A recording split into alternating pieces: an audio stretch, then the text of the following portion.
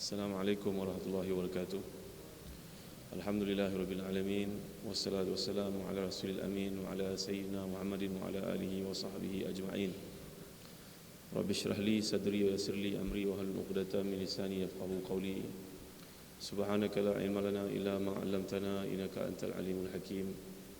Allahumma salli wa sallim wa barik ala sayyidina Muhammad wa ala ali sayyidina Muhammad kama sallaita wa sallamta wa barakta ala sayyidina Ibrahim wa ala ali sayyidina Ibrahim fil alamin innaka Hamidum Majid. Amma ba'd. Ini kasih tuan-tuan imam, ahli jawatan kuasa masjid, muslimin muslimat yang dirahmati dan dikasihi Allah sekalian. Alhamdulillah, bersyukur kita pada malam yang mulia ini dapat berhimpun dalam satu majlis ilmu. Mudah-mudahan Allah Subhanahu wa taala menjadikan dia sebab agar dapat memperkuatkan iman kita kepadanya. Kerana sahabat Nabi yang mulia bernama Abdullah bin Rawaha itu berkata, "Ta'al sa'atan nu'min bi rabbina." Mari sini sebentar duduk dalam satu majlis ilmu agar memperkuatkan iman. Kerana dalam i'tiqad Ahlussunnah wal Jamaah sebahagian daripada komponen yang dibincangkan iaitu iman meningkat dan menurun. Bila Allah Subhanahu wa taala menurunkan ayat-ayat dari surah Al-Anfal pada permulaannya, a'udzubillahi minasyaitonir rajim, innamal mu'minuna alladhina idza dzukirallahu wajilat qulubuhum wa idza tuliyat 'alaihim ayatuhu zadatuhum imanan wa 'ala rabbihim yatawakkalun. Hanya sahaja orang-orang beriman ni bila dibacakan kepada mereka ayat-ayat Allah Subhanahu wa taala, maka gemetarlah hati mereka, bertambahlah iman, menjadi takut mereka kepada Allah Subhanahu wa taala. Maka mudah-mudahan keberadaan kita dalam majlis ilmu pada malam ini sedikit sebanyak menyuburkan iman, mengingatkan kita kepada kewajipan dan tanggungjawab kita sebagai seorang hamba kepada Allah Subhanahu wa taala. Kita dalam awal tahun Hijrah 1437, dan ada baiknya kalau kita membincangkan sedikit, mengingatkan diri kita kepada hijrah ini, beberapa perkara yang ada dalam peristiwa hijrah itu sendiri untuk kita pelajari. Yang pertamanya, bila kita melihat hijrah ni, ia adalah satu proses untuk memperbaiki, menambah nilai umat Islam itu dengan perintah Allah Subhanahu wa taala supaya mereka ni pindah ke tempat yang baru. Dan dengan cara itu akan menyebabkan mereka dapat melaksanakan ibadah, menjalankan tanggungjawab, melaksanakan perintah Allah Subhanahu wa taala dengan lebih berkesan lagi. Dan seawal detik hijrah ini adalah menerusi wahyu Allah Subhanahu wa taala kepada Nabi sallallahu yang Nabi sifatkan, inni raaitu fil manami anni wahajir ila ardin biha nakhlah. Aku diperlihatkan dalam tidur bermimpi bahawa aku pergi ke satu tempat yang banyak pokok kurma. Lalu aku menyangkakan ia merupakan Hajar, tetapi ia merupakan Madinah, tempat yang diperintahkan Allah Subhanahu wa taala untuk Nabi kita sallallahu alaihi wasallam agar berhijrah. Dan bermula detik itu bila Nabi menyuruh para sahabat untuk berhijrah sedikit demi sedikit, sebahagian. Antara yang telah berhijrah dengan penuh kegagahan iaitu Umar Khattab radhiyallahu anhu. Sayyidina Umar ni terkenal dengan kekuatan fizikalnya, imannya, sampai Nabi SAW pernah bersabda, kalau Sayyidina Umar melalui satu jalan, maka syaitan tidak akan melalui jalan tersebut. Begitu hebatnya Umar Khattab radhiyallahu anhu. Kalau ada Nabi selepas aku, inilah orangnya. Sifat Nabi SAW menjelaskan kelebihan yang ada pada Umar Khattab radhiyallahu anhu. Dan Sayyidina Umar ni telah berkata kepada golongan musyrikun yang datang untuk menakut-nakutkannya, kalau ada siapa yang nak kehilangan anaknya, nak kehilangan bapaknya, menjadilah dia yatim, nak kehilangan suami, jadilah ia janda, maka kalau dia berani, dia bertempurlah dengan aku. Maka tiada seorang pun di kalangan musyrikun yang nak melawan beliau radhiyallahu anhu warda. Nabi kita seperti yang kita sedia maklum, Muhammad sallallahu alaihi wasallam itu lebih kuat daripada Umar. Kerana tenaga yang diberikan oleh Allah kepada Nabi seperti baginda sallallahu alaihi wasallam, seperti yang nyata dalam hadis, adalah tenaganya 40 orang lelaki. Ini kekuatan Nabi kita sallallahu alaihi wasallam. Tenaga 40 orang lelaki diberikan kepada baginda sebagai satu kelebihan. Dan Nabi pun pernah menumpaskan seorang ahli gusti yang paling hebat pada zaman baginda sallallahu alaihi wasallam. Namanya Rukanah yang pada awalnya belum lagi masuk Islam, dia mencabar Nabi sallallahu alaihi wasallam untuk bergusti. Maka Nabi telah pun mengalahkannya dalam medan gusti itu sebanyak 3 kali. Terlentanglah beliau ke peringkat disebut dalam hadis Tirmizi, kepalanya memandang ke langit, maknanya terbaring. Ini Nabi SAW telah kalahkan beliau dalam 3 pusingan. Dan akhirnya dia masuk Islam. Selepas dia berjanji kalau dia kalah dia masuk Islam. Kalau Nabi kalah, Nabi mesti balik kepada agama datuk nenek moyang itu yang dikatakan Nabi menyebabkan perpecahan kepada orang-orang Arab. Kuat Nabi kita sallallahu alaihi wasallam. Pun demikian Allah Subhanahu wa taala mengkehendaki baginda sallallahu alaihi wasallam untuk berhijrah dengan penuh hilah, dengan penuh strategi, dengan penuh ikhtiar dan usaha, bagi menggambarkan kepada kita umat Islam pada hari ini penting kita mencontohi Nabi kita sallallahu alaihi wasallam. Ada kalangan sahabat ini yang berhijrah, beliau merupakan pemanah yang terkenal, namanya Suhaib Ar-Rumi radhiyallahu anhu arda. Beliau ni dipanggil Suhaib Ar-Rumi padahal dia bukan orang Rom, dia orang Arab. Tapi dia pernah diperdagangkan jadi hamba, akhirnya dipanggil Suhaib Ar-Rumi. Beliau ini mempunyai kemahiran memanah. Maka dia telah berkata kepada orang Arab, aku mempunyai hasil perniagaan di Mekah. Kalau kamu semua nak bertempur dengan aku, kamu tahu aku seorang pemanah yang hebat. Tapi kalau kamu nak ambil harta yang ditinggalkan, itu lebih baik bagi kamu. Maka yang mana kamu pilih? Pada haknya ini Allah SWT turunkan ayat, wa minan nasi may yashri nafsahu tigha' mardatillah wallahu raufun bil ibad. Ada kalangan manusia ini yang dia ni telah menjual dirinya untuk agama Allah, dan Allah itu maha pengasihani kepada hamba-hambanya. Maka Suhaib telah pun dilepaskan oleh Quraisy dengan mereka mengambil harta-hartanya yang ditinggalkan di Mekah itu. Berlainan pula kes berlaku pada Ummu Salamah dan suaminya Abu Salamah radhiyallahu anhuma. Bila nak berhijrah, keluarganya telah menyekat Ummu Salamah dari pergi. Dalam Hayatus Sahabah menceritakan anak lelaki mereka ini telah pun menjadi rebutan di antara keluarga ayah dan keluarga ibu sampai tangannya hampir-hampir putus, direbut, ditarik, hampir-hampir putus. Pun demikian tidak menjejaskan hati dan semangat Abu Salamah untuk terus berhijrah ke Madinah. Abu Salamah ini akhirnya telah tergolong di kalangan syuhada Uhud, iaitulah dalam perangan Uhud dia ditimpa luka yang parah. Selepas beberapa bulan penyakit itu bertambah parah dan akhirnya beliau wafat dan dianggap sebahagian daripada syuhada kerana kesan dalam peperangan Uhud itu. Mengenai isterinya ini, selama setahun tidak dapat berhijrah kerana ditahan oleh keluarga, tetapi suaminya tetap meninggalkannya pergi juga ke Madinah. Kerana itu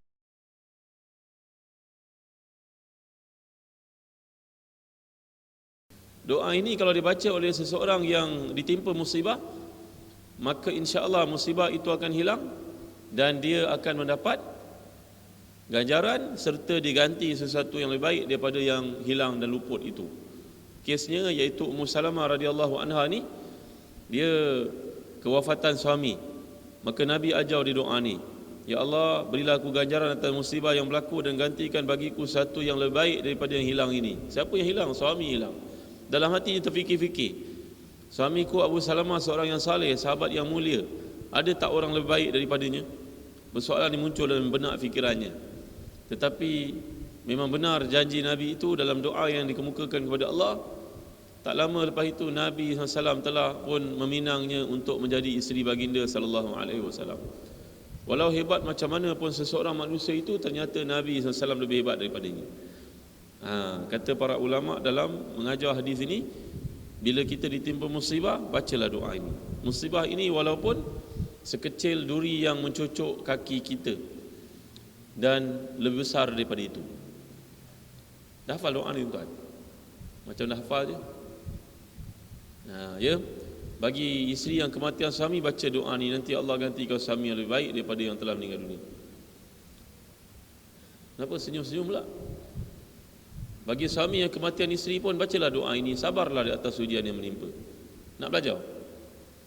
Nak ke tak nak? Slow je angguk. Marah kat saya lagi ke tuan-tuan? Kita merancang, Allah menentukan. Saya bertolak daripada rumah tadi tuan-tuan, selepas pulang dari Kuala Selangor, minta maaf terlambat, tak sangka pula macam ni teruk jalan jam. Ampun maaf senyumlah sikit, jangan stres muka. Baca tuan-tuan doa ni, mari belajar bersama. Saya ijazahkan kepada tuan-tuan doa yang saya pelajari daripada guru hadis saya ni. Mudah-mudahan memberi kepada kita sedikit keringanan atas musibah yang berlaku apa jua. Rumah terbakar ke, kereta hilang ke, itu semua musibah. Kasut hilang di luar masjid ini ke, balik isyak nanti sudah tiada.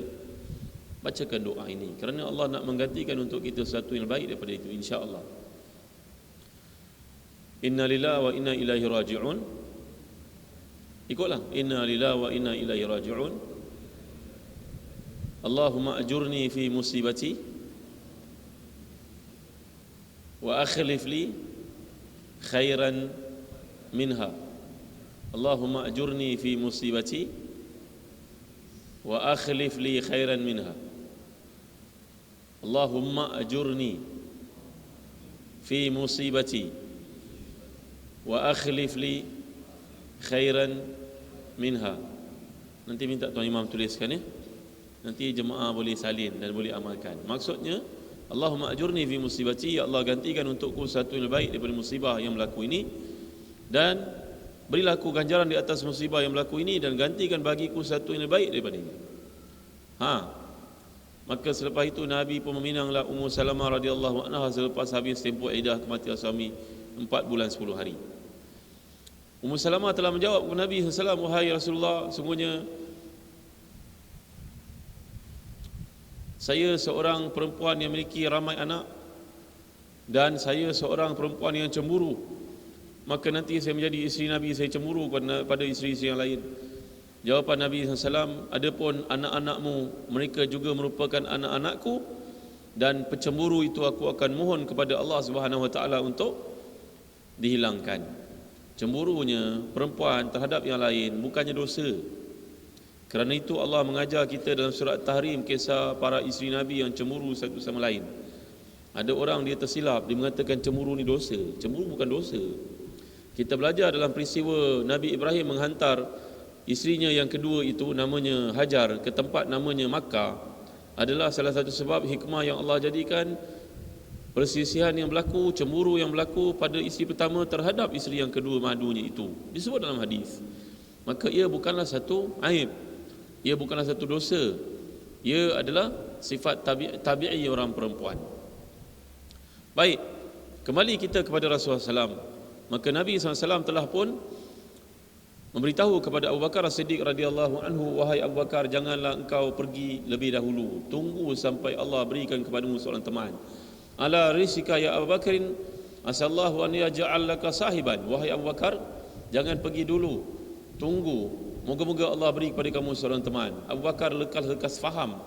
Yang dimaksudkan itu adalah Rasulullah sallallahu alaihi wasallam. Maka Abu Bakar pun pergilah membelikan unta yang paling hebat, yang paling kuat untuk menjadi kenderaan mereka pergi ke Madinah. Ini menunjukkan kepada kita kebijaksanaan manusia namanya Abu Bakar As-Siddiq radhiyallahu anhu. Abu Bakar As-Siddiq ini seorang manusia yang sangat banyak jasanya kepada Islam. Dalam peristiwa hijrah itu sahaja anak-anaknya punya peranan luar biasa sekali. Abdullah datang mengupdatekan kepada bapanya dan Rasulullah dalam gua Sur apakah perkembangan berlaku di Mekah. Putrinya seorang bernama Asma yang pada masa itu mengandung dari suaminya bernama Zubair bin Awam, seorang wanita muda, telah pun menghantar makanan masa ke semasa kepada Nabi dan ayahandanya Abu Bakar As-Siddiq yang bersembunyi dalam gua tersebut. Tengok betapa punya hebat pengorbanan Abu Bakar As-Siddiq radhiyallahu anhu. Sampai Abu Bakar ni disebut dalam banyak ayat. Kata para ulama ahlu sunnah dalam kitab Jawharut Tauhid pun menjelaskan, Abu Bakar ini adalah sahabat yang satu-satunya namanya disebut oleh Allah dalam Quran. Peristiwa persahabatannya disebut oleh Allah dalam Al-Quran. Namanya tidak disebut, tapi disebut tentang persahabatannya dengan Rasulullah SAW. Maka seseorang yang menafikan persahabatan Abu Bakar dengan Rasulullah adalah seorang yang murtad sebenarnya. Tidak ada berani siapa yang menolak persahabatan Abu Bakar dengan Nabi, kerana disebut dalam ayat yang ke-40 surat Taubah, idhuma fil ghari iz qala li sahibi la tahzan innallaha ma'ana. Para ulama bersepakat mengatakan menafikan persahabatan Abu Bakar dengan Nabi adalah murtad. Kerana Abu Bakar satu-satunya yang persahabatannya disebut dalam Quran. Tidak berlaku pada sahabat-sahabat yang lain. Ya, moga Allah melaknat Syiah, tuan-tuan dimuliakan Allah sekalian. Syiah ni satu barah dalam kehidupan manusia sejagat. Maka mereka yang jahil pada hari ini ikut Syiah, disangkanya Syiah itu pembela keluarga Nabi sallallahu alaihi wasallam. Kita Ahlus Sunnah menyayangi keluarga Nabi. Sayang pada keluarga Nabi itu sebahagian iman, betul, tetapi meletakkan mereka pada tempat yang betul. Mereka bukannya maksum, mereka adalah orang yang mulia. Syafaat mereka boleh kita perolehi di kalangan orang yang saleh di kalangan mereka, tidak lebih daripada itu. Yang alim kita pandang sebagai orang alim. Orang awam di kalangan keluarga Nabi kita hormati, kita sayangi, tetapi fatwa kita tidak tanya pada mereka. Ini berbeza dari perspektif Syiah yang menjadi fitnah besar dalam kehidupan umat Islam pada hari ini. Maka bila Abu Bakar As-Siddiq radhiyallahu anhu bersama dengan Nabi membelikan Nabi unta, dan Nabi bersabda kepadanya, wahai Abu Bakar, berapa harga unta ini? Disebut dalam sirah Ibn Hisham. Nabi tidak mengambil kesempatan di atas kedudukan baginda sebagai ketua. Ini jarang-jarang berlaku, tuan-tuan. Kasih sayang seorang pemimpin kepada orang bawahannya menyebabkan dia hidup sama, duduk sama rendah, berdiri sama tinggi dengan para pengikut sallallahu alaihi wasallam. Nabi tanya, berapa harga unta ini, dengan penuh minat dan berusaha untuk membayarnya balik semula. Walaupun Abu Bakar mengatakan ia hadiah kepada Nabi SAW, tetapi ternyata lepas hijrah keadaan menjadi lebih stabil, maka Nabi bayar balik semula harga unta ini. Banyak contoh yang menunjukkan bahawa baginda Rasul sallallahu alaihi wasallam ini pemimpin berjiwa rakyat. Bukan datang musim nak pilihan raya saja, tuan-tuan. Ini tak nak ulas panjang-panjang lah, nanti orang marah. Ya, maka Nabi SAW ini pemimpin yang sangat hebat, yang datang bertemu dengan rakyatnya, bersama dengan rakyatnya sentiasa, sampai datang budak-budak perempuan yang kecil pun tarik tangan Nabi, mari Nabi nak tunjuk sesuatu. Nabi raikan, Nabi pergi sallallahu alaihi wasallam. Bila ada orang yang melihat Nabi terketar-ketar, terkejut melihat Nabi, hebatnya Nabi, maka Nabi telah bersabda, hawin alaik, relax, tenang, aku pun sama macam kamu, ibu aku juga makan benda-benda yang ibu-ibu kamu makan di kota Mekah ini, umpamanya kita paku pakis dan sebagainya. Itulah ibarat yang dikemukakan. Bila datang orang memuji Nabi berlebihan, Nabi telah bersabda, la tutruni kama atratin nasara Isa bin Maryam, janganlah kamu puja dan puji aku sebagaimana Nasara memuja dan memuji Isa bin Maryam, tetapi katakan aku ini hamba Allah dan Rasulnya sallallahu alaihi wasallam. Ya, amatlah berlainan daripada gelagat sebahagian orang pada zaman masa kini. Nak orang puja dan orang puji, kalau boleh lututnya pun nak suruh orang cium. Ini tidak, tuan-tuan, ini tidak betul. Kita pun kalau melihat orang alim, janganlah berlebihan memujinya, tuan-tuan. Risau, takut kita ni berlebihan pula memuja dan memuji orang, tuan-tuan, ya. Kan, saya melihat guru-guru di Jordan, di Syria, di Syam, di Baghdad, guru-guru Arab yang sangat hebat ilmunya ni, tuan-tuan. Jauh nak banding ilmunya dengan orang kita kat sini, tuan-tuan. Betapa alimnya kita kat sini pun tak sampai dengan alimnya para ulama kat Timur Tengah, tahu. Mereka adalah orang paling warak sekali. Nak cium tangan pun tak bagi, tuan-tuan, apatah lagi nak cium lutut. Tapi puak-puak yang jahil dekat sini berlebihan pula minta orang cium dia. Bukan apa, tuan-tuan, janganlah, tuan-tuan. Tak payahlah kita berlebihan memuji orang. Ya, orang alim yang kita jumpa, kita hormati, kita sayangi, tak payahlah berlebihan sangat, over sangat. Namanya ekstrim, tuan-tuan, ta'assub. Saya pernah bertanya kepada seorang datang dari Timur Tengah, gelagatnya macam orang alim yang dicium dan juga dikucup orang depan dan belakang tangannya. Saya bertanya pada dia, di negara dia, dia bekerja sebagai apa? Dia ikut rombongan orang alim, ketuanya memang orang alim, dia tidak alim, tetapi ketuanya pakai serban jubah, dia pun ikut juga. Orang pun cium tangan dia, minta dia jadi imam. Orang Arab ni baca surah apa pun bunyinya lain daripada kita, nampak macam hebat sangat. Tapi bila tanya latar belakangnya, dia hanyalah bekerja di TNB di negaranya, tuan-tuan. Ibaratnya TNB lah, Tenaga Nasional Berhad dekat negara dia. Kat sini orang Melayu cium dia, cium tangan depan belakang cium. Apa ni, tuan-tuan? Maka nampaknya kita berlebihan pula dalam muji orang. Ini tak betul, tuan-tuan, ya. Jadi Nabi SAW dalam kes itu bersama dengan Abu Bakar As-Siddiq radhiyallahu an, Abu Bakar radhiyallahu an begitu banyak peranannya terhadap Islam. Bila sampai waktunya, Nabi telah menyuruh Sayyidina Ali karramallahu wajhah untuk tidur di rumah, kerana Sayyidina Ali ini seorang pemuda yang cekal, berani, hebat. banyak pengorbanannya, dan Nabi tahu memang dia dapat mainkan peranan yang baik, iaitulah memulangkan harta orang-orang Arab yang ditinggalkan di rumah Nabi. Nabi adalah orang paling amanah yang dipanggil Muhammadul Amin. Ada kalangan musyrikun, mereka tidak masuk Islam, tapi dia tidak masuk Islam. Contohnya macam Hakim bin Hizam, akhirnya masuk Islam. Hakim bin Hizam ini seorang yang berkawan baik dengan Nabi bersama Abu Bakar, tapi hidayah tidak sampai padanya. Dia tidak masuk Islam, tapi tidak menentang Islam. Akhirnya bila pembukaan kota Mekah lah baru dia masuk Islam. Maka dia pun ada meletakkan harta bersama dengan harta golongan yang musuh Nabi. Maka tentu tidak adil kalau harta itu diapa-apakan. Nabi suruh Sayyidina Ali, engkau duduk sini, ini nama orang, kau pulang kembali harta masing-masing. Aku akan pergi hijrah bersama Abu Bakar. Maka keluarlah Nabi SAW dari rumahnya dan menaburkan pasir di atas kepala musyrikun yang berkawal di luar. Kerana mereka beranggapan kalau mereka memukul dan membunuh Nabi secara sekumpulan berjemaah, tentulah keluarga Nabi susah nak menuntut bela di atas kematian Nabi SAW itu. Nabi membacakan waja'alna min baini aydihim saddan wa min khalfihim saddan fa aghshaynahum fahum la yubsirun. Mereka tidur dan penghinaan berlaku, ambil pasir tabur atas kepala mereka. Menunjukkan kepada kita Quran ini memang ada fungsinya, dengan syarat pengamalnya itu benar-benar ikhlas dalam amalannya. Tuan-tuan, ikhlas dalam amalannya. Para wali Allah yang Allah beri kelebihan kepadanya, baca satu ayat je, jampi orang boleh pulih. Macam saya teringat guru saya di Melaka dahulu ketika saya kecil-kecil, bayar anak tuan-tuan ni 8-9 tahun. Seorang guru yang mulia, Syekh Muallim Haji Abdul Wahid, dan meninggal dunia 30 tahun yang lalu. Seorang yang sangat saleh.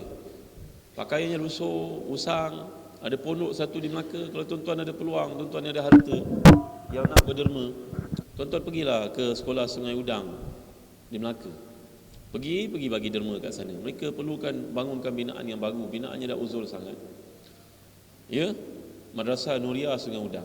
Madrasah Nuriah Sungai Udang. Itu masuk dalam metro. Bangunannya sangat usang. Guru ini, maha guru yang awal yang telah wafat 30 tahun lalu, seorang yang sangat saleh, hebat.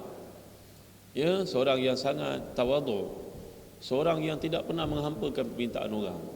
Kalau di Melaka orang terbakau rumahnya umpamanya, terbakau maka orang akan bertemu dengannya lebih awal daripada bertemu dengan ahli politik. Kerana ahli politik dia ada proses, meeting dulu, bincang dulu berapa nak lulus. Jumpa dengan dia, berapa kau perlukan? 10,000 baik, nanti minggu depan kau datang. Tak mana duit diambilnya tuan-tuan, 10,000 bagi. Padahal 10,000 30 tahun lalu macam 100,000 kita hari ini. Tak ada saksi, tak ada bukti, ambil. Nanti engkau ada duit, engkau bayar balik. Engkau tak ada duit, ahlan wa sahlan wa jalan. Halal. Ya, tuan-tuan dimuliakan Allah sekalian. Hidupnya sangat zuhud, hartanya banyak, tanah orang amanahkan semuanya dijadikan milik sekolah. Kereta-keretanya zuhud, usang, buruk, dipakai tanpa isi minyak, kata driver-driver yang bertugas untuknya. Minyak pun tak isi. Tak pernah nampak tuan guru isi minyak. Kata seorang lagi anak murid, aku lihat tuan guru malam-malam pergi letakkan air dalam enjinnya, minyak. Kalau orang macam dia hidup lagi zaman sekarang tuan-tuan, bankrupt, Shell, Petronas dan sebagainya tuan-tuan, kerana tak isi minyak. Tak kisah naik turun harga minyak pun tak ada kena-mena dengan dia. Maka tuan-tuan yang rahmati dan dikasihi Allah sekalian, ya, maka ini peranan Quran kepada orang yang saleh. Ada peranannya. Orang sakit dia bacakan Al-Fatihah, baca air, minum, sembuh. Ini orang alim, saleh, telah meninggal dunia. Kata Imam Ghazali mengulas isu ini, mereka punya Quran ini mukjizat. Dibaca mana ayat pun ada manfaat, melainkan bila si pembaca itu hatinya keras, dia tidak beramal dengan Quran kecuali bila terpaksa, maka tidak akan datang hasil. Kerana pedang ini, kerana Quran ini laksana pedang, ibaratnya kata Imam Ghazali, bila dilatih selalu maka dia jadi mahir. Bagi orang yang baca Quran bermusim tertentu, pada waktu yang tertentu, tiada manfaat baginya. Wa nunazzilu minal Qur'ani ma huwa syifaa'un wa rahmatul lil mu'minin wa la yazidu zalimina illa khasara. Ya, Quran yang dibacakan dengan penuh penghayatan, tadabbur yang berkualiti itu menyebabkan dia ada interaksi yang sangat sihat di antara seorang dengan pesakitnya. Ada orang kata, Ustaz, saya baca Quran semua kanser. Memang betul. Memang betul. Ini kerana dia baca Quran khatam 100 kali. Maka Quran itu memang peranan untuknya. Saya jumpa seorang ibu tua tuan-tuan dari Pahang. Ibu tua ni berusia hampir 90 tahun, sihat, seorang ustazah. Kematian suami waktu dia muda-muda, umur 40 tahun kematian suami, tapi dia tabah menjaga anak-anaknya. Dan bila suaminya meninggal, dia jadi cikgu, dia mengkhatamkan Quran tiap-tiap bulan, tuan-tuan. Dengan bangganya dia berkata dia pernah mengkhatamkan Quran lebih 100 kali, tuan. Saya rasa mungkin 300 kali dia khatam Quran dengan itu. Tapi tawaduknya ibu tua ini. Walau bagaimanapun Allah tetap mengujinya. Kehilangan suami, lepas tu kena kanser pula. Bila dia kena kemoterapi, dia baca ayat Quran, tak rasa panas dan sembuh, pulih dia sebenarnya. Ya, dia membaca ayat daripada surah Al-Anbiya.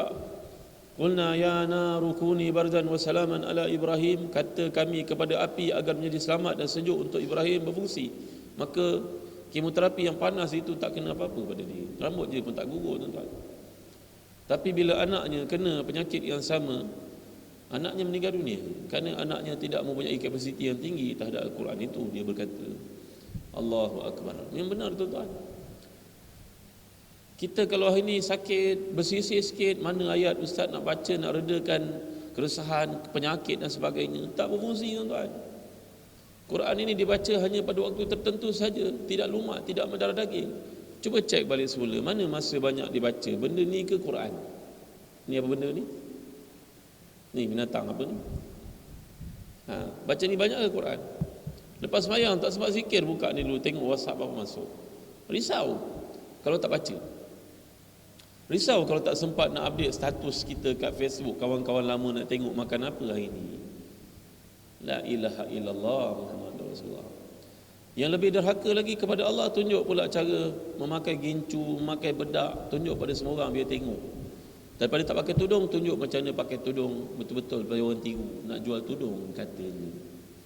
La ilaha illallah Muhammadur Rasulullah. Derhakanya, tuan-tuan, manusia ni kepada Allah ramai. Kan, mari kita berhijrah, tahun hijrah baru, mari beli jubah saya.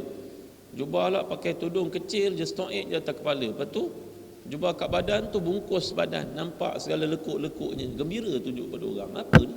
Apa benda ni, tuan? Kita jadi suami dayus tau kalau tak tegur isteri buat benda-benda macam ni. Ni suami dayus namanya. Dayus ni man yuqiru fi ahli al-khubuth. Seorang suami dayus maknanya dia membiarkan isteri dan anak-anak perempuannya buat benda-benda mungkar kepada Allah SWT. Kita orang datang masjid mengingatkan satu sama lain. Ini bukan ingat kerana benci, ini ingat kerana sayang, kerana prihatin, tuan-tuan. Ya, kembali kepada kisah Nabi tadi, maka Nabi pun keluar bersama Abu Bakar menuju ke Gua Saur. Dan si iblis datang untuk mengejutkan para panglima tentera kafir ini. Bangun, bodoh kamu ni. Muhammad sudah lepas keluar dan di atas kepala kamu ditaburkan pasir. Mereka mau tengok betul ada pasir atas kepala. Menerjam masuk ke rumah Nabi itu, dia lihat ada sekujur tubuh sedang membalut selimut. Dia sangkakan itu Muhammad sallallahu alaihi wasallam. Dia rentapnya selimut, rupa-rupanya Sayyidina Ali yang berada di bawah selimut. Maka Sayyidina Ali karamallahu wajhah terkejut, mereka pun terkejut. Mana pergi Muhammad? Muhammad hilang. Aku tidak tahu. Aku patut tanya pada kamu yang berkawal di rumah. Marah bukan kepalang golongan musyrikun ini. Mereka pun bergegas pergi ke rumah Abu Bakar, suspek yang berikut. Sampai rumah Abu Bakar yang ada adalah anak perempuannya, wanita muda yang sedang hamil ini, iaitu namanya Asma. Ditanya kepada Asma, mana bapa kamu? Asma menjawab, aku tidak tahu. Dilempangnya Asma ini sampai tercabut anting-anting, tuan-tuan. Tuan-tuan azan ke? Azan. Teruskan. Azan ke? Teruskan. Teruskan. Azan.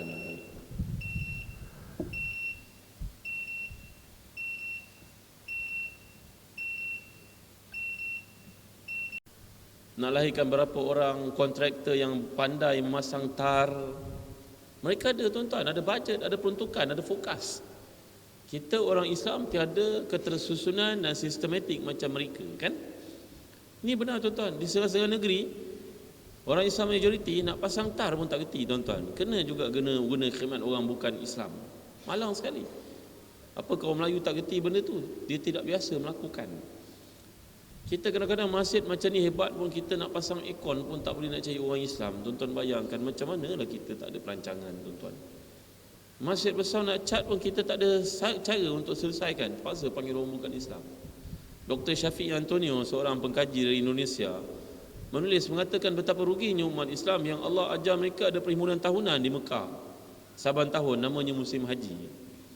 Tapi cuba kita tengok, daripada detik-detik permulaan nak pergi haji, pakai kain ihram. Ihram buatan mana tuan-tuan? Buatan mana agak? China kan? Naik kapal terbang. Kapal terbang apa tuan-tuan naik? Tak, kita cerita sesuatu lah. Ada kapal terbang buatan Uzbekistan ke, buatan Malaysia kan ada? Boeing dengan Airbus. Kat sana nak menelefon keluarga pakai handphone apa tuan-tuan? Ada handphone buatan Malaysia. Ada tak? Habis-habis daya air dekat Mekah pun kita minum air mineral ni pun air Nestle tuan-tuan ni boleh kat sekalian. Tengok kat hotel-hotel. Subhanallah. Masya Allah. Dahsyatnya Allah himpunkan kita dalam satu pertemuan yang penting. Tujuannya untuk mengagih-ngagihkan kebijaksanaan, kekayaan, harta, betul tak? Macam masyarakat Eropah pada hari ini, kalau tuan-tuan lihat, mereka ada planning. Contohnya Jerman terkenal pembuatan mesin. Okey, kau buat mesin. Ini mempunyai kepakaran dari sudut engineering. Kamu Perancis ambil ini. Mempunyai kepakaran menggali minyak. Okey, Netherlands ambil ini. Dibagi-bagi tuan-tuan. Itu sebab mereka boleh bekerjasama. Kan, Itali pula pusat fashion, maka biarkan dia jadi pusat fashion. Kan, Spain pusat sukan bola sepak, jadikan dia pusat sukan bola sepak. Mereka ada perancangan tuan-tuan. Tapi kita umat Islam nampaknya tiada. Kalau kita cerita orang marah. Cuba renung sekejap. Kita merdeka selama 60 tahun, bukan? Tuan-tuan pernah sedar tak perumahan-perumahan yang dibuat harganya sangat mahal, betul tak? Apakah itu disengajakan ataupun tak disengajakan? Harga rumah sangat mahal. Ekonomi jatuh, harga rumah tidak jatuh. Adalah banyak sebab. Dan kalau kita nak beli rumah nanti, penjual rumah tu berkata, ini tiada kosong, ini corner dah ada orang beli. Kita nak beli perumahan-perumahan sistematik ini kan, township kan. Perasan tak? Tak perasan? Tuan-tuan duduk terpokok ke? Kita nak beli rumah, pergi ke developer, cuba tanya dia, ni rumah mana nak? Saya nak corner, oh penuh habis. Saya nak kedai, habis. Dia bagi kita terperosok kat belakang. Rumah kita satu, keliling rumah orang bukan Islam. Anjingnya, musim perayaannya, mercun yang dibomkan itu, seolah-olah menghalau orang Islam ini keluar dari tempat itu. Perasan tak? Perasan tak? Kau perasan ke tidak ni? Orang lain dia ada perancangan tuan-tuan. Kalau tuan-tuan pergi ke Sabah Sarawak, tuan-tuan akan kagum. Jangan tuan-tuan sangka orang Iban Kadazan tidak pelajaran, no. Mereka belajar sejauh US, UK, balik cakap English fluent macam orang putih. Mereka ada dana. Bijak-bijak, doktor-doktor, engineer. Ahli politician mereka sangat bijak. Pelajarannya tinggi, tidak layak kalau tanpa degree tidak boleh masuk politik di kalangan mereka. Kerana nak mewakili bangsa. Mereka punya perancangan untuk bangsa mereka. Kita orang Islam ada tak perancangan ni soalannya? Subhanallah, Masya Allah. Nabi ajar kita peristiwa hijrah itu. Nabi tidak berlagak seperti Abu Bakar, seperti Umar yang kuat.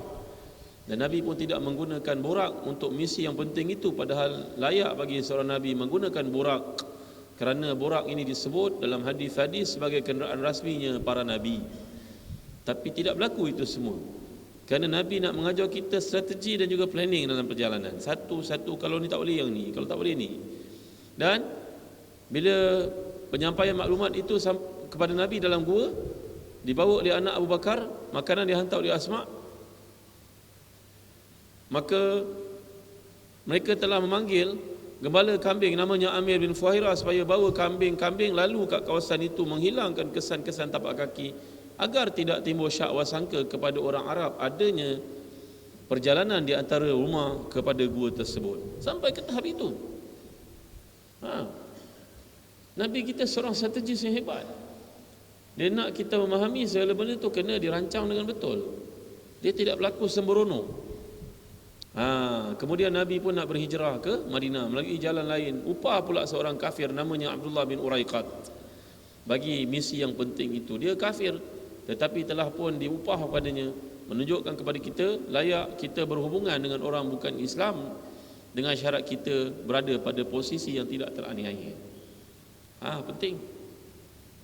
Kita berkawan dengan bukan Islam boleh, belajar daripada berniaga boleh, hantar anak pergi sekolah Sekolah Cina boleh, pastikan makanannya jangan yang haram, pastikan pergaulannya jangan buat benda yang haram. Boleh, tak ada masalah. Tapi kalau kita tak dapat kawal benda ni semua, kita bimbang anak-anak kita mengikut benda yang tak betul lebih banyak daripada yang betul. Kerjasama politik dengan bukan Islam boleh, tapi kena pastikan kita berada di posisi untung, jangan kita rugi. Saya tak pandai nak ulas sebab saya bukan orang politik, tuan-tuan. Tapi Nabi SAW dalam peristiwa tadi menunjukkan kepada kita baginda menggunakan khidmat Abdullah bin Uraiqat, seorang kafir musyrik. Ya, dalam perjalanan ini Abu Bakar menunjukkan pengorbanannya sangat tinggi. Sekali lagi, anak-anaknya, isterinya, keluarganya semua berjuang untuk Islam. Semuanya mendedahkan diri kepada bahaya demi untuk Islam. Dalam perjalanan sekali lagi Abu Bakar membuktikan ketokohannya. Bila naik saja unta ini, Abu Bakar kata tunggu sekejap, pergi depan tengok Nabi. Ada apa? Tak ada apa-apa. Jalan lagi satu batu, diturun Nabi, stop sekejap ya. Turun tengok ke belakang, ada tak orang ikut lagi. Tiba-tiba kelihatan kelibat seorang kafir namanya Suraqah, pada masa itu belum Islam, mengejar Nabi SAW. Dan akhirnya kuda dia terperosok ke dalam pasir, padang pasir sebanyak 3 kali, dan dia tahu bahawa ini adalah satu ketentuan daripada Allah, bukan urusan kecil. Dia terpaksa melupakan hajatnya mendapat reward yang besar 100 ekor unta itu. Dan Nabi bersabda kepadanya, tak payahlah engkau rebut itu wahai Suraqah, baliklah engkau, jangan beritahu tentang kami berada di sini. Aku janji kepadamu engkau akan dapat gelang Maharaja Parsi. Dan itulah yang telah dilakukan oleh Umar bila Nabi telah wafat, Abu Bakar telah wafat. Pembukaan kota Parsi, gelang yang dijanjikan Nabi itu kini diserahkan kepada Suraqah, membenarkan janji Nabi SAW. Baik, meneruskan perjalanan sampai ke satu tempat, kelihatan seorang perempuan dengan kambing-kambingnya yang kurus kering, tiada makanan, kemarau berlaku. Maka Nabi SAW telah membuktikan kemukjizatannya, mendoakan pada seekor kambing, mengusapnya, maka keluarlah susunya mencurah-curah. La yamna'u fadlullah an khalqillah. Allah memberikan kelebihan kepada siapa yang dikehendaki olehnya, kepada seorang Nabi dan juga kepada seorang wali. Maka kambing ini pun banyak susunya, diminum, boleh simpan lagi. Nabi pun bergerak pergi. Ma'bad pulang, suaminya berkata, tadi datang 2 orang lelaki yang wajahnya kelihatan wajah orang baik, tiada penipuan padanya. Rupa-rupanya tuan-tuan, orang ni kalau dia menipu, nanti wajah dia ada wajah penipu, tuan-tuan. Ya, wajah penipu ada. Walaupun wajahnya bersih, handsome, putih, tapi kalau dia penipu sekali, 2 kali, 3 kali, nanti dia cop penipu pada wajahnya, tuan-tuan. Jangan main, tuan-tuan. Ya, jangan tipu-tipu orang. Suami jangan tipu isteri tau. Ya, tak ada bohong-bohong sunat ni, tak ada. Yang memandai pula kata bohong sunat. Kan? Maka tuan-tuan dimuliakan Allah sekalian. Kemudian Nabi pun sampailah ke Quba dan membangunkan masjid yang disifatkan oleh Allah dalam surah At-Taubah, la masjidun ussisa 'ala taqwa min awwal yawmin ahaqqu an taquma fihi rijalu yuhibbuna an yatatahharu wallahu yuhibbul mutahhirin. Masjid ini masjid yang Allah puji, masjid dibangunkan atas takwa.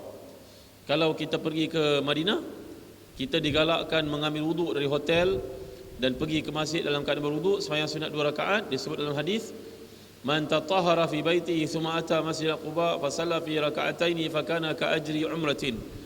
Siapa yang berwuduk di rumahnya siap-siap pergi ke masjid Quba, sembahyang 2 rakaat, baginya pahala mengerjakan umrah sekali. Ya, Nabi sering pergi ke Quba sama ada menaiki kenderaan ataupun berjalan kaki.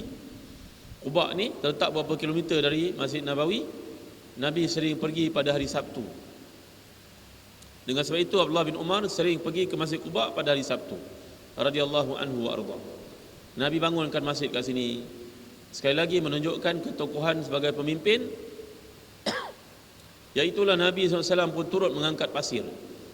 Bila diminta untuk berehat, Nabi mengatakan tidak, mari sama-sama bantu aku untuk bangunkan masjid ini. Ya, duduk di situ beberapa hari.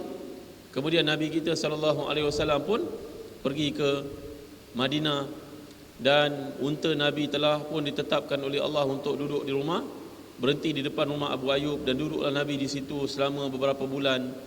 Dalam kitab-kitab sirah mengatakan selama 7 bulan.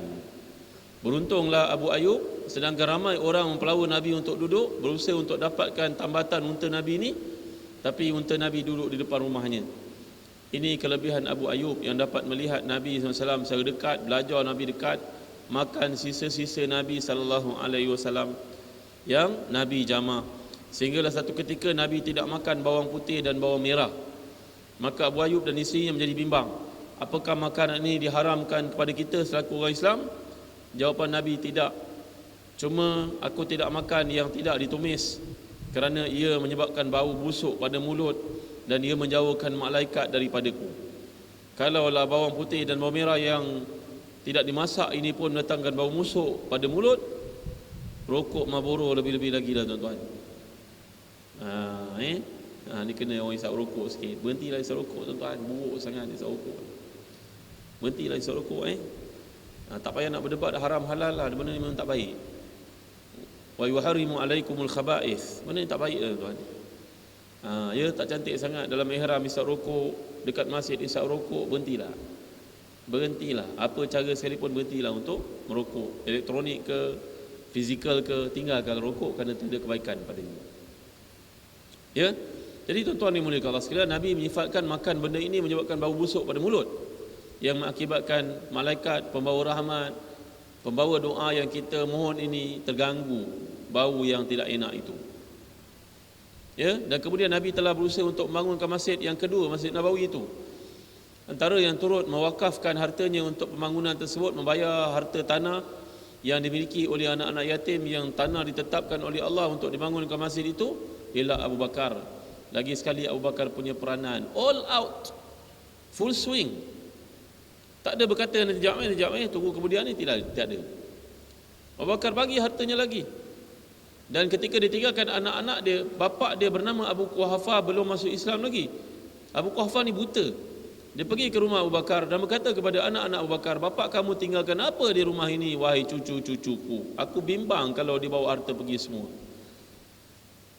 Memang Abu Bakar bawa pergi harta habis. Tapi Asma binti Abu Bakar ni seorang wanita yang cerdik. Putrinya Abu Bakar, kakaknya Aisyah radhiyallahu anhuma, berkata, ada wahai datuk, dia letak batu-batu ditutup dengan kain. Dia kata ni ada lagi duit ditinggalkan. Maka datuk yang buta ni beraba-raba, ada lagi benda, kalau ada lagi harta baguslah. Padahal habis, tak ada satu pun ditinggalkan untuk kami, kata Asma dalam riwayat itu. Masya Allah Abu Bakar tuan-tuan. Pernah dalam satu peperangan bila Sayyidina Umar berkata, aku memberi separuh daripada hartaku untuk Islam, aku mengharapkan aku menjadi jagonya yang pertama. Tiba-tiba bila tanya kepada Abu Bakar, Nabi bertanya kepadanya, beliau berkata, aku meninggalkan Allah dan Rasulnya untuk keluargaku, menandakan tiada apa pun ditinggalkan untuk mereka, semuanya wakaf untuk Islam. Tuan-tuan, kita duduk kat masjid ni, apa yang kita buat untuk masjid ni sebagai contoh? Tengok dekat tandas kotor, contoh, boleh tak kita belikan seliput? Tengok pokok-pokoknya sudah layu, boleh tak kita belikan baja? Jangan ditanya apakah peranan AJK kepada kita, tanyalah apa sumbangan kita kepada masjid. Kita wajar belajar semangat orang Turki tuan-tuan ya. Tuan-tuan pergi ke Eropah, tuan-tuan akan lihat masjid Turki cukup banyak. Saya pergi ke Netherlands contohnya, banyak masjid. Saya tanya kawan, macam mana boleh banyak masjid Turki kat sini? Gereja dibeli, dibuat baru banyak. Orang Turki ni punya semangat pada Islam sangat tinggi, terutamanya kebelakangan ni. Bila mereka nak bangunkan masjid, dia terus tanya, tuan niaga kan? Berapa ribu nak bagi? Tuan ada syarikat kereta kan? Berapa ribu nak bagi? Ada kedai makan kan? Berapa ribu nak bagi? Dalam sekelip mata mereka boleh menghimpunkan wang yang banyak untuk Islam. Tapi kita pada hari ini dan orang-orang Arab minta derma RM1, RM2, RM3, RM10. Orang Turki tidak. Ajaibnya orang Turki ni, mereka punya sistem wakaf yang sangat hebat. Sampai dikaji di dunia, anak-anak kecil macam ni pun pergi sekolah telah dilatih oleh ibu bapa untuk bawa pensel lebih dari satu. Bawa pen. Nak?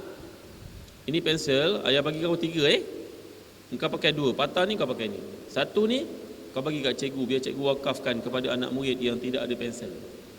Di Turki. Main-main tuan-tuan. Budak kecil baru darjah 1, darjah 2, dia ajar begitu rubbernya.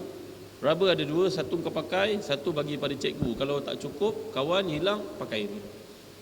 Itu sebab di Turki mereka mempunyai satu kaedah wakaf yang sangat hebat. Saya tahu tuan-tuan, kalangan tuan-tuan ni ada hantar anak pergi ke Mahat Tafiz Sulaimania kan, Turki kan. Dekat Malaysia ada Mahat Tafiz namanya Sulaimania. Aircon, ada swimming pool, banglo lagi. Tapi nak masuk tu agak tough lah, ada ujiannya. Tapi free. Satu masa dulu free. Tapi bila orang mula meragui mana datang duit banyak-banyak, mereka takut duit ni daripada dana pengganas, maka mulalah sebenarnya kenakan bayaran sedikit, tak banyak mana pun kan. Tahu kan? Hebat tuan-tuan. Kali ini semangat yang telah dilakukan oleh orang Turki menyebabkan mereka sangat maju dari kita dalam sistem wakaf.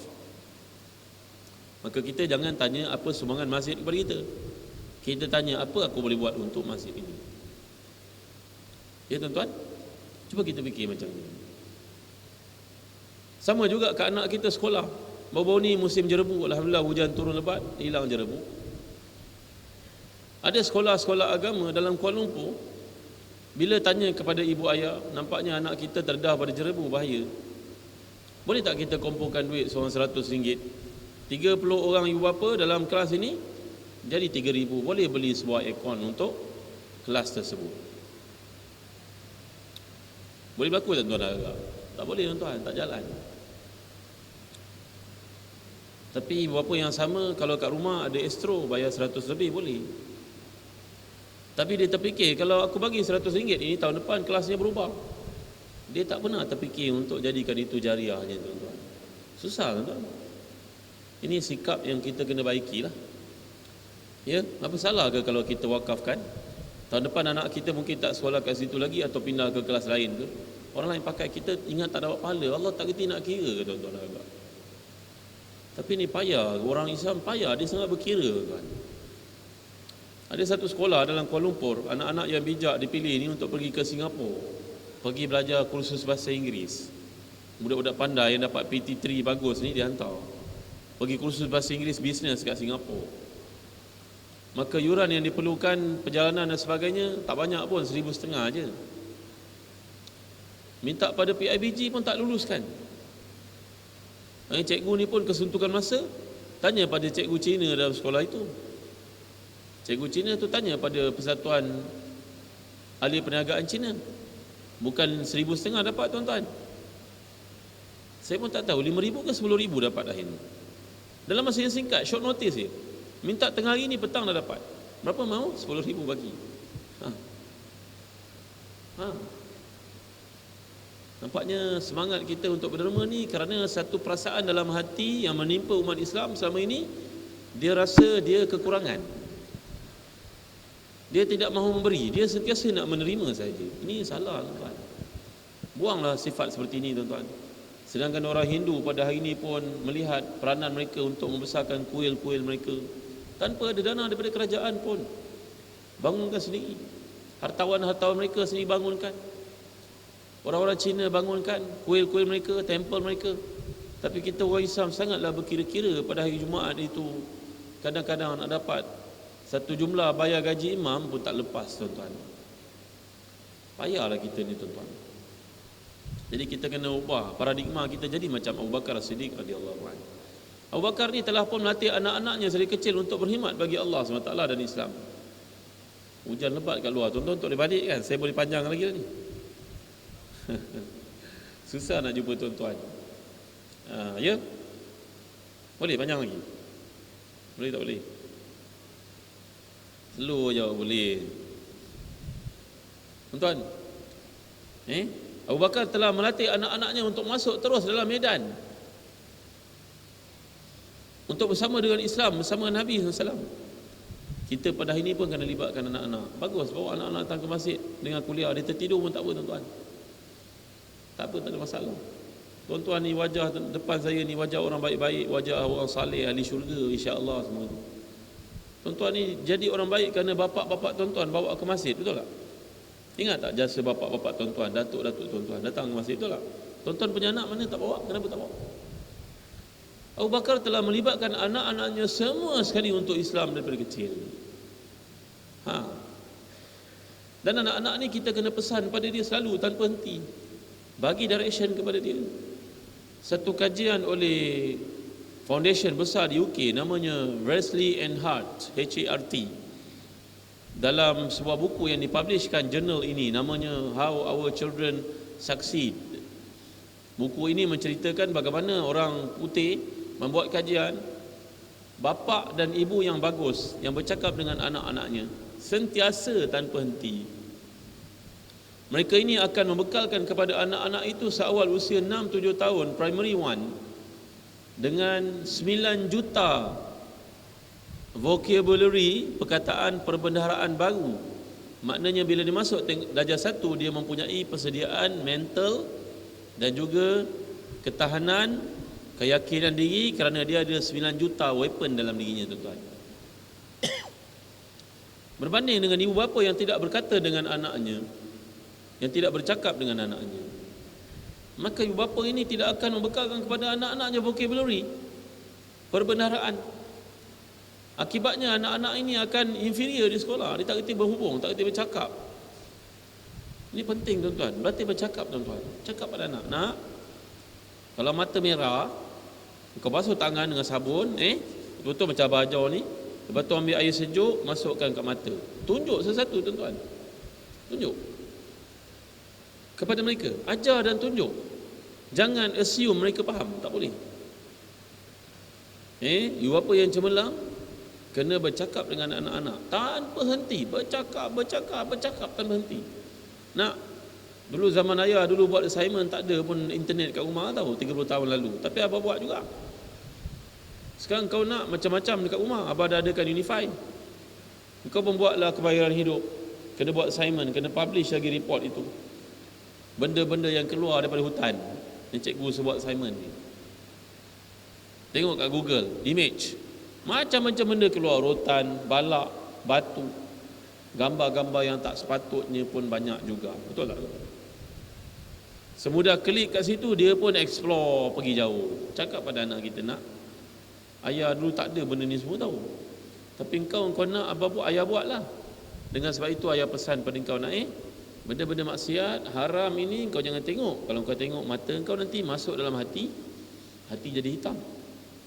Bila hati jadi hitam, susah nak beribadah pada Allah, tahu. Esok bangun subuh payah, baca Quran payah. Baca Quran ni rasa macam beban. 5 muka surat tu rasa nak mengangkat benda berat. Ini masalahnya. Kenapa? Kerana hati hitam. Dalam hadis riwayat Tirmizi mengatakan, "Lau kana al-qalbu safiyan lama syabi'a min kalamillahi azza wa jalla."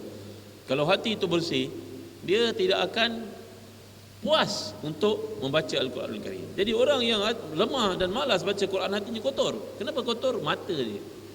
Dan saya berjumpa dengan doktor pakar di sebuah hospital ternama, tuan-tuan. Doktor pakar ni beritahu pada saya, ramai orang pada hari ini kena kanser mata. Na'udzubillah, tuan-tuan. Mata ada kanser, tuan. Kenapa? Dibimbangi kerana mata itu selalu menjelajah pada benda-benda yang haram, tuan. Idea dia simple tau. Allah jadikan segala organ dalam tubuh kita ni adalah untuk kebaikan. Macam juga komputer yang mempunyai cara tertentu untuk kita operate. Tapi kalau kita download macam-macam software yang illegal, komputer itu down, tuan-tuan. Rosak dia. Begitu juga hati kita, mata kita, telinga kita untuk lihat yang baik-baik, kita lihat yang haram, rosak, tuan-tuan, rosak. Maka pesan pada anak-anak, anak, berdosa ni apa ada kat Unify, kau tengok benda haram kat sini, kau tengok kau berdosa, kau tanggung sendiri. Abang ingatkan, kalau abang jumpa, abang akan hukum kamu. Beritahu, tuan-tuan, pesan. Kalau tak pesan, anak-anak ni lalai. Ada peluang bawa mereka datang ke masjid, cakap pada dia, nak, tak lama pun dengan kuliah ni, kau tengok movie 2 jam kau sabar, kau dengan kuliah ustaz ni pun kau tidur apa? Ni anak-anak yang besar lah, tuan-tuan. Cakap pada dia, pesan pada dia, pesan tanpa henti. Ya, dan menariknya isu Quran, bila kita lihat aspek tarbiyah, peranan bapa itu sentiasa ditekankan lebih daripada ibu. Bermula daripada surah yang pertama lagi, surah Al-Baqarah, menceritakan hubungan antara Ibrahim dengan Ismail alaihi wassalam. Walhal Ibrahim dengan Ismail berpisah jauh masa, jarak. Tapi Allah menceritakan hubungan itu, communication itu berlaku seolah-olah setiap waktu. Begitu juga dalam surah Ali Imran, cerita Yahya dengan Zakaria. Bahkan kebanyakan komunikasi yang berlaku di antara parents dengan anak dalam Al-Quran merujuk kepada bapa dengan anak. Sangat sedikit ibu dengan anak. Menekankan kepada kita, membuktikan kepada kita ayah ni punya peranan besar, macam Abu Bakar peranan kepada anak-anaknya, memberikan delegasi kerja yang betul. Maka kita jangan abaikan benda ni tuan-tuan. Kita sibuk macam mana pun mesti ada peruntukan waktu dengan anak-anak. Mudah-mudahan kita dah belajar banyak perkara tuan-tuan. Nabi pun berhijrah sampai ke Madinah. Nabi buat beberapa perkara yang penting. Nombor satu, adakan masjid untuk pertemuan orang Islam. Nombor dua, menyedari keadaan ekonomi orang Islam yang parah. Nabi membuat pasar khas untuk mereka. Dan mulalah sahabat-sahabat berjinak berniaga. Contohnya seperti Abdurrahman bin Auf, dan akhirnya menjadi seorang taikun besar dalam Islam, saudagar besar dalam Islam. Nabi juga telah mempersaudarakan sahabat-sahabat ini untuk mempunyai perasaan kebersamaan dan persaudaraan yang tinggi. Namanya persaudaraan antara Ansar dan juga Muhajirin. Dan Nabi juga buat piagam Madinah bagi penyatuan dan mendapatkan sokongan golongan Yahudi yang ada di Madinah, bahawa mereka di tangan yang satu menghadapi musuh yang datang dari luar. Ya, inilah kerja Nabi kita sallallahu alaihi wasallam. Sangat banyak untuk kita timba dan kita belajar. Bacalah hijrah ni tiap-tiap hari tuan-tuan. Ya, banyak sangat mutiara yang boleh kita timba. Tak mampu saya nak cover kesemuanya sekali. Memadailah setakat ni dulu. Mudah-mudahan dapat kita pertingkatkan rasa cinta kita kepada Nabi, dapat berkorban untuk Islam. Itu tanda cinta Nabi juga, selain daripada berselawat. Ya, maka jangan biarkan sedetik berlalu dalam hidup kita tanpa kita berfikir untuk Islam tuan-tuan. Jangan biarkan sedetik berlalu dalam hidup kita tiada sumbangan untuk agama Allah SWT. Ya, satu hari Nabi SAW bertanya, mana pergi wanita hitam ini? Wanita hitam yang disifatkan inilah seorang perempuan keturunan Afrika yang tidak terkenal. Tapi Nabi bertanya tentangnya. Lalu mereka menjawab, wanita ini telah meninggal dunia. Nabi bersabda, kenapa tak beritahu pada aku? Jawapan mereka, wanita ini mati waktu malam. Maka mereka tidak mahu menggerakkan Nabi SAW yang tidur dalam rehat. Nabi menjadi marah dan berkata, tidakkah kamu tahu semayang aku untuk seseorang kamu menyebabkan dia masuk syurga? Mana kuburnya? Maka Nabi telah pergi ke kuburnya dan bersemayang jenazah gaib di kuburnya itu. Apa peranan wanita ini sampai Nabi ingat dia? Dia hanyalah seorang wanita biasa yang rajin datang ke masjid dan melihat sampah yang ada di masjid dikutip dan dibuangnya. Hanyalah kerja dibuang sampah saja. Kenapa kita berkira-kira untuk masjid? Tak apalah ni air tumpah, air melimpah ni, siap ada. Kita dah bayar gaji pada dia, biarlah dia buat. Tengok. Nampak tak cicak ke depan ni? Tak apalah, imam ni nampak tak ada kerja. Imam muda, sihat, dia boleh bongkok, aku tak boleh. Biarlah dia ambil. Salah ke tuan-tuan? Kenapa kita berkira-kira ya? Soalannya kenapa ya? Kan? Kita pergi ke tandas masjid, ni ada pampers. Ni pun ada sikap tak bertanggungjawab juga. Kalau kita datang ke masjid, buang sampah, pampers dan sebagainya, buanglah tempat yang betul. Kan? Tengok pampers tinggal dalam sinki, kotor, ada najis anak-anak ini. Buanglah tempat betul. Apa salahnya ibu, bapa datang ke masjid? Tanggungjawablah sikit. Kita melihat kotor, tak apalah nanti adalah kerja siapa buat. Kenapa kita tak buat tuan-tuan? Berat sangat ke nak buat benda itu? Nampaknya ada kalangan kita yang merasa berat untuk buat benda-benda ni. Sedangkan benda-benda kecil ni kadang-kadang menyebabkan rahmat Allah datang pada kita. Imam Bukhari menyampaikan hadis dalam kuliahnya, melihat seorang mengasah pensil dan nabuknya jatuh. Sebagai seorang maha guru, dia boleh je sentuh, fulan, sampah angkat, jangan biar bersepah. Imam Bukhari tak buat. Dia biarkan. Habis kuliahnya, orang balik, dia pergi kutip. Dia tahu kat situ ada pahala. Gitu juga Abu Dawud As-Sijistani, seorang ulama hadis yang terkemuka, yang memiliki kitab namanya Sunan Abi Dawud, terhimpun dalam 6 kitab dalam, dan boleh dilaknat oleh Quran. Saya bagi contoh. Masjid ni nama apa? Masjid apa? Kajang. Kalau saya kata pada tuan-tuan, saya sembahyang maghrib di Masjid Jami', stop. Kajang di Selangor. Sedangkan saya patut baca ayat ini, saya sembahyang maghrib di Masjid Jami' Kajang. Masjid Jami' Kajang di Selangor. Kalau saya berhenti dekat Jami', saya sambung semula Kajang, ayat ini tidak jelas. Mungkin maknanya berubah. Saya sembahyang Jumaat dekat masjid, stop. Ghazali di Kuala Lumpur. Ada satu masjid kat Kuala Lumpur namanya Masjid Ghazali. Salah. Saya patut kata saya semayang Jumaat di Masjid Ghazali. Masjid Ghazali di Kuala Lumpur. Betul? Kerana sistem wakaf yang ada dalam Quran pada huruf-huruf itu tidak memadai. Masih banyak tempat ayatnya panjang, perlu kepada kefahaman yang betul untuk kerat di tempat betul dan memulakan di tempat yang betul. Maka kaedah ini telah pun ditemui oleh Tan Sri Datuk Hassan Azhari bersama dengan puteranya Profesor Dr. Rauf. Maka mereka memudahkan kita baca Quran dengan kaedah yang betul pada warna merah, biru dan hijau. Dan pada kali ini diterbitkan dengan terjemahannya sekali. Miliki dah tuan-tuan supaya bacaan Quran kita lebih betul daripada sebelumnya. Pada malam ni juga ada buku yang bertajuk Tafsir Surah Al-Mulk yang pernah saya sampaikan di IKIM dahulu.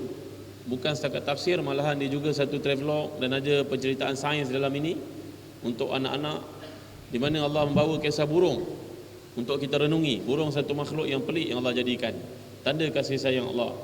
Maka saya cuba bawa aspek sains ini. Dan pembelian buku ini tuan-tuan akan dapat satu DVD yang saya sampaikan tafsir surah Al-Mulk di awal. Ya. Pada malam ini juga ada buku seorang penceramah terkenal, Dr. Izhar, Fiqh Kecantikan, ya, untuk ibu-ibu kita supaya memahami konteks menutup aurat yang betul. Tak salah berhias, tapi janganlah sampai tabaruj yang diharamkan dalam Islam. Ini adalah buku yang dikeluarkan untuk menangani isu ekonomi semasa, amalan murah rezeki. Kerana banyak orang yang mencari cara-cara untuk murah rezeki. Hidupnya ibarat bergelumang dengan hutang, gali lubang untuk tanam lubang yang lain. Maka sebenarnya dalam Islam ada petua-petua untuk menangani masalah hutang dengan mencari keberkatan, dengan syarat ia diamalkan dan dipatuhi dengan betul. Ia ibarat ubat. Bagi pada orang sakit, dia tidak mahu makan, maka disimpan ubat itu tak ada bahan manfaatnya. Begitu juga petua-petua yang dianjurkan dalam Islam ini, doa-doanya mudah-mudahan diamalkan, dapat membantu kita keluar dari masalah-masalah ekonomi semasa. Ini satu buku baru yang bertajuk Seindah Salat Nabi, agar salat kita menjadi khusyuk macam Nabi SAW, macam para sahabat, petua dan panduan. Ini satu buku yang baru terbit. Tadi saya cerita bahawa wakaf.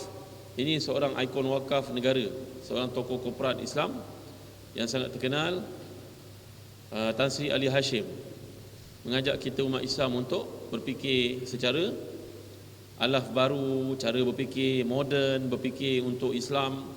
Buku tebal ini menghimpunkan pengalaman beliau dalam bisnes. Ya, baru saja terbit, sangat manfaat untuk kita dalam mencari keridhaan Allah dan juga kita memulakan semangat wakaf dalam apa yang kita lakukan.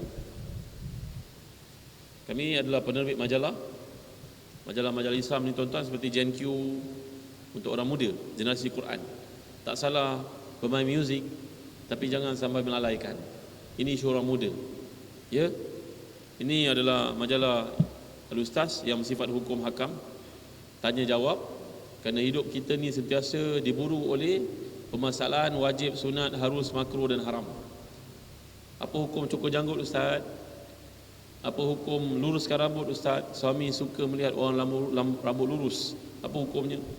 Ini adalah majalah hukum. Tiap-tiap bulan diterbit. Ini majalah solusi yang bersifat motivasi dan juga bimbingan fardu ain. Dan ini majalah demi cinta untuk orang perempuan. Kita nak bawa standard kualiti kehidupan isteri Nabi dan para sahabat itu dalam kehidupan moden kita pada hari ini. Tuan-tuan, tujuan buat majalah ni tuan-tuan adalah untuk tuan-tuan juga sebenarnya. Kerana ini satu media Islam yang perlu kita perjuangkan. Kalau media yang kita lihat dalam TV pada hari ini banyak melalaikan, kenapa kita tidak beralih kepada media Islam, tuan-tuan? Media Islam nampaknya lemah. Kita cuba perkuatkan dengan konten seperti ini. Cuba tuan-tuan bayangkan media yang ada dalam TV pada hari ini. Iklan yang ditayangkan, maksud saya. Kalau dekat dengan raya ada iklan dulu-dulu, contohnya saya ingat, kereta besar jumpa kereta kecil tengah jalan, ingat tak? Iklan. Kereta besar jumpa kereta kecil bertemu tengah jalan sempit. Ingat tak? Kereta besar tak mau ke tepi, kereta kecil yang ke tepi. Turunkan tingkap, patahkan side mirror dan berkata pada kereta besar, Assalamualaikum, selamat Hari Raya. Ingat tak? Ingat? Lama dulu iklan ni. Petronas. ke Pro 2, saya tak ingat. Yang pentingnya iklan ini telah pun membantu orang untuk fikir supaya menghormati orang lain dalam pulang keraya. Masalahnya iklan macam ni kurang ditayangkan, cuma datang pada musim raya saja. Selainnya adalah iklan kapitalis besar. Macam mana nak kempiskan perut, macam mana nak wangikan ketiak, luruskan rambut. Mungkin kita tidak tengok, tapi anak-anak kita diracun saban hari dengan benda-benda seperti ini, tuan-tuan. Sedihnya kita, tapi kita tak boleh buat apa-apa. Kerana giant-giant yang besar ini mereka perlukan revenue, sewaan, belian, waktu yang sangat mahal itu. Maka yang boleh beli adalah syarikat-syarikat besar. Maka kita tidak ada ruang di situ, tuan-tuan, untuk mengajak orang jadi baik. Kosnya sangat tinggi. Dengan sebab itu saya bergerak di masjid, saya ajak tuan-tuan untuk bersama-sama menghidupkan media Islam ini. Dan untuk pengetahuan tuan-tuan, kami cuba adakan dalam majalah-majalah ini, tuan-tuan, bahan-bahan terbaik, tuan-tuan. Penulis-penulis yang tidak kontroversi, orang yang terkenal sebagai ulama, ilmuwan. Kita cuba untuk mendatangkan kepada tuan-tuan. Moga-moga bacaan itu dapat menjambatankan kita kepada Allah Subhanahu Wa Taala. Boleh tak, tuan? Boleh sokong tak, tuan? Logik tak? Saya tak mampu nak buat benda ni seorang. Saya merayu tuan-tuan sokong. Mudah-mudahan besok anak-anak tuan-tuan yang dengar ini, mereka akan bangunkan media Islam yang lebih sophisticated. Kerana ini yang mampu saya buat setakat hari ini. Kalau tuan-tuan tidak sokong majalah Islam yang merupakan media Islam ini, yang kita tak mampu bersaing dalam arena konvensional yang sangat mahal ini, nanti majalah ni akan mati, tuan-tuan. Bila mati, dia nak mulakan semula susah. Saya sebagai seorang ada ilmu sikit nak kongsi-kongsi dengan tuan-tuan, panggil orang-orang terbaik untuk menulis kat sini. Kalau tuan-tuan tak sokong, nanti saya tak boleh teruskan. Nanti saya jumpa dengan Allah, saya cakap saya ceramah tak mampu banyak, tenaga saya sikit, jauh rumah daripada tempat masjid dan sebagainya. Saya buat buku, minta orang Islam sokong, mereka tidak mahu sokong. Saya tak boleh buat apa-apa, ya Allah. Saya tak mampu beli TV, harganya mahal. Ke tuan-tuan nak bantu saya pinjam duit beli TV 3? Boleh? Ada tuan-tuan nak sokong saya beli TV 3 nak? Harganya 5 bilion nak beli. Tuan-tuan tolong sokong, tuan, majalah kami. Sama ada nombor 1, tuan-tuan doakan. Nombor 2, tuan-tuan war-warkan. Nombor 3, tuan-tuan beli. Malam ni kami ada buat jualan. Yang keempat, tuan-tuan langgan majalah ini. Tuan-tuan adalah AJKP IBG, ketua jabatan kan, ketua sektor, lawyer, ada legal firm sendiri, arkitek, doktor, ada klinik. Apa salah kalau langgan letak kat tempat passion, tunggu boleh baca. Mereka berubah jadi orang yang faham dan celik tentang Islam. Kerana pada hari kita bimbang, orang mula beralih kepada device, baca kat device. Tapi kebanyakannya adalah rubbish, tuan-tuan. Tak ada benda baik dibaca. Semuanya fitnah, berita palsu, dongengan, hadis palsu, banyak sangat. Tapi kalau kita baca benda-benda bersifat fizikal macam ni, tuan-tuan, dia membina tamadun, tuan-tuan. Tak percaya, beli majalah ni tak kat rumah. Isteri kita baca, anak kita tengok, jiran tetangga kita datang ke rumah boleh baca. Berbanding dengan bahan dalam device, dia tidak membina tamadun. Dia hanya bacaan-bacaan santai yang tidak ada manfaat banyak, tuan-tuan. Tolong, tuan-tuan, tolong langgan, beli, sampaikan pada orang, hadiah pada orang. Kalau tak mampu nak buat tu semua, kenanglah kami dalam doa, tuan-tuan. Kerana kerja ni berat, tuan-tuan. Kita menulis, mencari penulis terbaik kena bayar. Cetak ni ada kosnya. Gunakan kertas yang terbaik supaya dia kekal, boleh simpan. InsyaAllah kalau tuan-tuan baca lagi 10 tahun pun dia masih baik untuk dirujuk. Kerana kami tidak pernah menggunakan nama bulan. Kerana kalau kita sebut nama bulan, lagi beberapa bulan akan datang dia sudah expiry. Kerana konten dalamnya solid untuk amalan. Dia tidak bersifat kewartawanan, tuan-tuan ni. Tak ada temu dengan orang, tanya, tak ada. Isinya semua solid ilmu untuk amal. Maka saya mengharap tuan-tuan, sokonglah majalah ni. Kami perlukan sokongan, tuan-tuan. Tuan-tuan ada peruntukan kan dekat sekolah, kat jabatan kan. Apa salahnya langgan majalah ni RM100 setahun, dibaca orang. Tuan-tuan yang nak wakaf tu bukan setakat bangunan besar, kereta mayat saja, van mayat saja. Majalah pun boleh diwakafkan kepada rumah anak yatim, sekolah anak kita, asrama anak kita, penjara dan sebagainya. Mudah-mudahan orang baca ni jadi baik, kita ada sahamnya menyalurkan kebaikan pada mereka. Boleh tuan? Boleh tak? Boleh ke tak boleh? Alhamdulillah, boleh. Tolong beli, langgan, panjang-panjangkan, doakan untuk kami. Mudah-mudahan kerja ini dapat berterusan. Kerana kos operasinya sangat tinggi tuan-tuan ya. Kami tak mudah untuk masuk ke kedai-kedai kerana kedai-kedai ini banyak menzalimi kami. Banyak. Boleh hantar nanti 6 bulan lagi dibayar. Macam-macam kos dikenakan. Termasuklah kepada convenience shop yang ada, yang kebanyakan operasinya bukan orang Islam. Dia nak menanya kita tuan-tuan. Yang terakhir sekali ada satu buku baru terbit, namanya Tahniah Anak Hamil. Buku ni hadiah untuk isteri kita yang mengandung, anak kita yang mengandung, menantu dan sebagainya. Kerana ini budaya masyarakat barat yang maju dari sudut kebendaan. Mereka sangat kuat membaca. Kalau lahir anak, mereka tidak bagi baju macam kita tau, dia bagi buku. How to be a good parent, great parenting. Maka cubalah kita ubah kehidupan kita pada hari ini dengan menggalakkan orang baca. Buku ni adalah himpunan di antara sains dengan agama. Gambar-gambarnya sangat cantik, indah, diperindahkan dengan fakta-fakta Quran dan hadis. Buku yang pertama menghimpunkan fakta, sains dan juga agama untuk menyambut anak mengikut perspektif sains dan juga Islam. Ambillah, belilah, hadiahkan kepada orang kita sayang, jiran tetangga yang mengandung ke, yang bersalin ke. Mudah-mudahan menjadi panduan untuk mereka dan bagi kita ada pahala. Tuan-tuan, ini antara buku-buku yang kami bawa pada malam ini. Harap-harap tuan-tuan tak keberatan untuk memilikinya. InsyaAllah padanya ada banyak kebaikan seperti yang saya sebutkan tadi. Yang di atas meja ni kami nak wakafkan kepada masjid tuan-tuan, jadi bahan dan library. Ya, kita nak wujudkan di masjid-masjid ni library. Kan? Ini ada tempat buku cop, wakaf, letak kat situ. Jangan letak dalam bilik imam. Nanti dia suci dalam debu. Imam dah pandai, dia tak membaca. Dia kurang baca benda-benda begini, tapi letaklah kat luar supaya dapat manfaat ramai. Baik tuan, ini hadiah kami untuk tuan-tuan, tak ada benda lain nak bagi. Mudah-mudahan sebaik-baik kawan untuk kita duduk pada zaman yang penuh fitnah ni adalah kitab. Wa khairu jalisi zamanil kitabu, kata penyair. Ya, mudah-mudahan Allah berkati kita pada malam ni. Quran ini belilah, jadikan hadiah untuk diri kita, membaiki bacaan Quran kita, isteri kita dan anak-anak.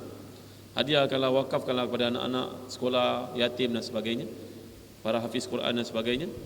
Alhamdulillah, Quran ini telah digunakan oleh anak-anak ulul albab di sekolah-sekolah terpilih untuk menghafaz Quran.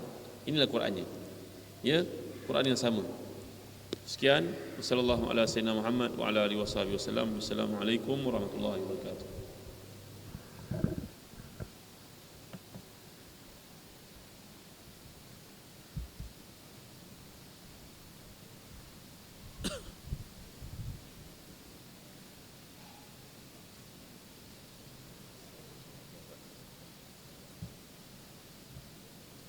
La hawla wa la quwwata